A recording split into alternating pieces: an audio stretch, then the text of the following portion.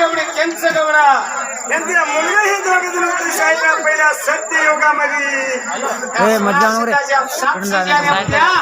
दुष्काळ मोठा पडला ह्या जाण्याला चारा मिळेना पाणी मिळेना आणि गाया ढेकळायला लागल्या फिरायला पण चाऱ्याचा पत्ता नव्हता पाणी सुद्धा पिना गायला पाणी नसलेल्या वेळी अंगाला अंग लागल्या तू चाटायला अंगाला अंग लागल्या चाटायला कानाला कान लागल्या चाटायला जाण्याच्या पोटाला पोट निर्वाह करा म्हणलं तर काय सुटका नाही आणि म्हणून त्या वेळेला ज्या जनावर तुया त्या जनावरांची अगत्यालाच असते काय उपाशी सकाळी सोडल्याची निरीक्षण जाणार परत न चाऱ्याच्या वाड्याला भागारी येणार रंगाच्या चावडीला राजमहालाला करीगवडाचा केंच गवडाचा लॅक बोलवून घेतला संध्याकाळी वेळेला विठ्ठल तीर्थच्या ठिकाणाला बाबा मला आपले जाण्यातून उपाशी मरण्याचा प्रसंग आला या जनावरांना झाला या आत्ताच्या आता आपल्या या जाण्याचं पालन पोषण केलं पाहिजे कुठल्या देशाला पाऊस पाणी चाऱ्या पाण्याची सोय त्या भागाला गेलं पाहिजे आणि म्हणून एवढा विचार चालू झाला देवाच्या ठिकाणाला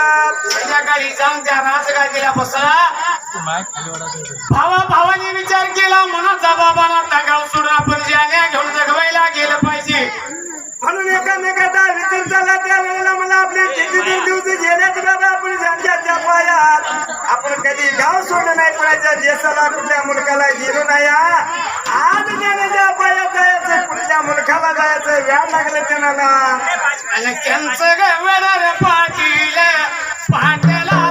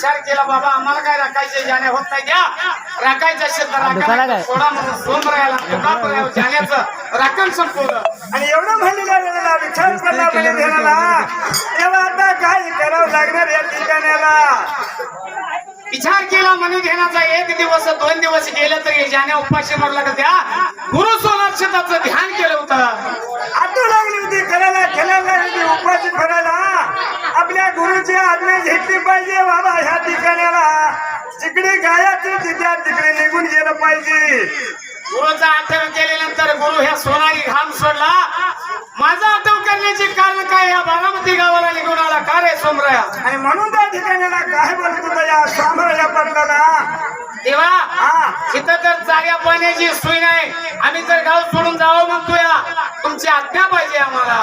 आणि एवढं म्हणलेल्या वेळेला बाबा गुरु सोनार त्यांना काय सांगत होता? आणि सुख ह्याचा या पळवा की वेन पेवावं, सुख ह्याचा या पळवा की वेन पेवावं.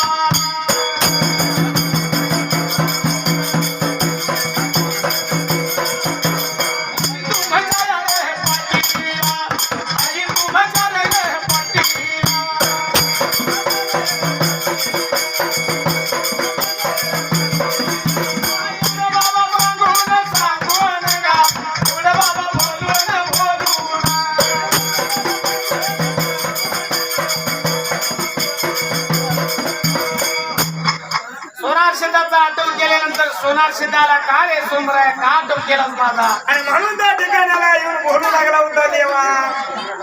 देवा गाव सोडून जायला लागते, जाण्याला सारा पाणी नाही, आता जायचं कसं म्हणून हे चिंता लागली आहे परमेश्वरा. आणि म्हणलेल्या ठिकाणाला बाबा तुम्ही जाणग्याच्या भागी जाणार आहे, कधी का तुम्ही गाव सोडलं नाही. आज परगावाला जायचं म्हणजे कसला टाइम कसला वेळ असते, कुठला वकून घडतो या माहिती नसते आपल्याला. तुमच्या दिला म्हणला नाही बाबा तुम्हाला बांध देतो म्हणत होता. 350 700 बांध दोघाला दिला, रायपुरीची काठी दिली, सुखादुखाचा पवा दिला. आणि जर मला तुम्हाला दुःख आलं तर दुःखाचा पवा वाजवायचा, सुख आलं तर सुखाचा पवा वाजवायचा. सगळ्यात चारा पाणी आहे तिकडे जाऊन सोडायचं म्हणून विचार केला.